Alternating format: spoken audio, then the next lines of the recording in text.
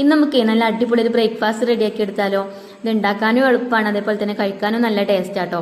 അപ്പോൾ ആദ്യം ചായ ഉണ്ടാക്കിയിട്ടുണ്ട്, ഏലക്കായൊക്കെ ഇട്ടിട്ടാണ് കേട്ടോ ഒന്ന് കട്ടൻ ചായ ഉണ്ടാക്കിയിട്ടുള്ളത്. പിന്നെ അതാ ഒരു മിക്സിന്റെ ജാർ എടുത്തിട്ട് അതിലേക്ക് 1 കപ്പ് റവ ചേർത്തിട്ടുണ്ട്. ഇനി ഇതാ ഒരു 1/2 കപ്പ് റവയും കൂടെ ചേർത്തിട്ടുണ്ട്. 1.5 കപ്പ് റവയാണ് കേട്ടോ ഞാൻ എടുത്തിട്ടുള്ളത്. അപ്പോൾ അത് മിക്സിന്റെ ജാറിലേക്ക് ചേർത്ത് കൊടുത്തതിന് ശേഷം 1/2 കപ്പ് പുളിയില്ലാത്ത തൈരും അതിലേക്ക് ചേർത്തിട്ടുണ്ട്. പിന്നെ 1 കപ്പ് വെള്ളം ഒഴിച്ചിട്ട് ഒന്ന് മിക്സ് ചെയ്തെടുക്കുന്നുണ്ട്. റവ ആയതുകൊണ്ടേ വെള്ളം നല്ലോണം കുടിക്കും. അപ്പം ഒന്ന് മിക്സ് ചെയ്തെടുത്തിട്ട് വേണമെന്നുണ്ടെങ്കിൽ വീണ്ടും കുറച്ചും കൂടെ ചേർത്ത് കൊടുക്കട്ടോ. അപ്പം ഞാൻ കുറച്ചും കൂടെ ചേർത്ത് കൊടുത്തിട്ടുണ്ട്. ഇനി ഇതിലേക്ക് ആവശ്യത്തിനുള്ള ഉപ്പും കൂടെ ഇട്ട് കൊടുക്കുക. എന്നിട്ട് ഇതാ ഞാനിതൊന്ന് അടിച്ചെടുത്ത് കൊണ്ടുവന്നിട്ടുണ്ട്. ഇനി നമുക്കിതൊരു ബൗളിലേക്ക് ഒഴിച്ചു കൊടുക്കാം. അപ്പം ഇനി ഇത് നമുക്ക് ഇവിടെ അടച്ചു വെക്കട്ടോ. ഇത് റെസ്റ്റ് ചെയ്യാൻ വെക്കുമെന്നല്ല, നമുക്ക് വേറെ ചെറിയൊരു പരിപാടിയും കൂടെ ഉണ്ട്. അപ്പം ഞാനിതിവിടെ അടച്ചു വെച്ചിട്ടുണ്ട്. പിന്നെ ഒരു പാൻ അടുപ്പത്ത് വെച്ച് അതിലേക്ക് ചെറിയൊരു സവാള ചെറുതാക്കി അരിഞ്ഞിട്ടൊന്ന് വഴറ്റിയെടുക്കണം കേട്ടോ. അപ്പോൾ ആദ്യം നമ്മൾ പാനിലേക്ക് വെളിച്ചെണ്ണ ഒഴിച്ചു കൊടുത്ത് വെളിച്ചെണ്ണ ചൂടായി വന്നതിന് ശേഷം കുറച്ച് ഉഴുന്നിട്ട് കൊടുത്തിട്ടുണ്ട്. പിന്നെ കുറച്ച് നല്ല ജീരകം ഇട്ട് കൊടുത്തു. പിന്നെ അതാ നമ്മൾ കട്ട് ചെയ്ത് വെച്ച സവാള ചേർത്ത് കൊടുത്തിട്ടുണ്ട്. അതുപോലെ തന്നെ ഇതിലേക്ക് എരിവിന് നമുക്ക് ഒരു പച്ചമുളക് വട്ടത്തിൽ അരിഞ്ഞിട്ട് അതും ചേർത്ത് കൊടുക്കാം.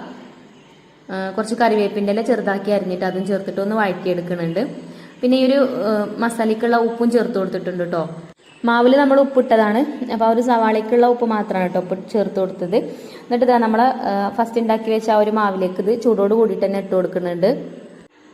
ഇനി നമുക്കിതൊന്ന് നല്ലോണം ഒന്ന് മിക്സ് ചെയ്തെടുക്കാം. എന്നിട്ട് കുറച്ച് കായപ്പൊടി ചേർത്ത് കൊടുക്കണം കേട്ടോ. നമ്മൾ സവാള വഴറ്റിയെടുത്തല്ലോ, ആ സമയത്ത് ചേർത്താലും മതി.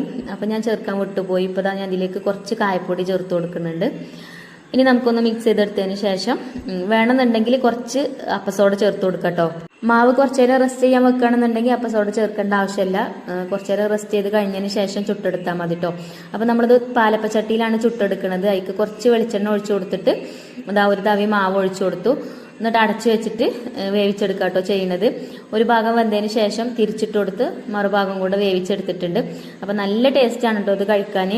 റവ കൊണ്ടുള്ള അടിപൊളി ഒരു ബൺദോശയാണ് കേട്ടോ നമ്മൾ ഉണ്ടാക്കിയിട്ടുള്ളത്. രാവിലെ ബ്രേക്ക്ഫാസ്റ്റ് ആയിട്ടും അതേപോലെ തന്നെ നമുക്ക് ഇഷ്ടമുള്ള സമയത്തൊക്കെ ഉണ്ടാക്കി കഴിക്കട്ടോ. ഇനിയിപ്പോൾ ഈവനിങ് സ്നാക്സ് ആയിട്ടൊക്കെ കഴിക്കണമെങ്കിൽ അങ്ങനെയും കഴിക്കാം. അപ്പം നമ്മളിതിലേക്ക് ഒരു തേങ്ങാ ചട്നിയും കൂടെ റെഡിയാക്കി എടുത്തിട്ടുണ്ട്. തേങ്ങ, ചെറിയ ഉള്ളി, ഇഞ്ചി, മുളക് പൊടിയും കൂടെ കൂട്ടിയിട്ട് അരച്ചെടുത്തിട്ട് ഒരു ബൗളിലേക്ക് ഒഴിച്ചു കൊടുത്തു. പിന്നെ വെളിച്ചെണ്ണ ചൂടാക്കി കടുക് പൊട്ടിച്ചെടുത്തിട്ടുണ്ടെങ്കിൽ വറ്റൽമുളകും കറിവേപ്പിൻ്റെ ഇലയൊക്കെ ഇട്ട് കൊടുത്തേക്ക് കുറച്ച് മുളക് പൊടിയും കൂടെ ചേർത്തിട്ട് നമ്മൾ ചട്നിയൊക്കെ ഒഴിച്ചു കൊടുത്തിട്ടുണ്ട്. അപ്പോൾ അടിപൊളി ചട്നി റെഡി ആയിട്ടുണ്ട്. പിന്നെ ഇതാ നമ്മൾ അപ്പൊക്കെ ചുട്ട് കഴിഞ്ഞിട്ടുണ്ട് കേട്ടോ. അപ്പോൾ നല്ല ടേസ്റ്റാണ് ഈ ഒരു ബൺദോശ കഴിക്കാൻ. അപ്പോൾ ഒന്ന് ട്രൈ ചെയ്ത് നോക്കുക, ഫീഡ്ബാക്ക് പറയാൻ മറക്കരുത്.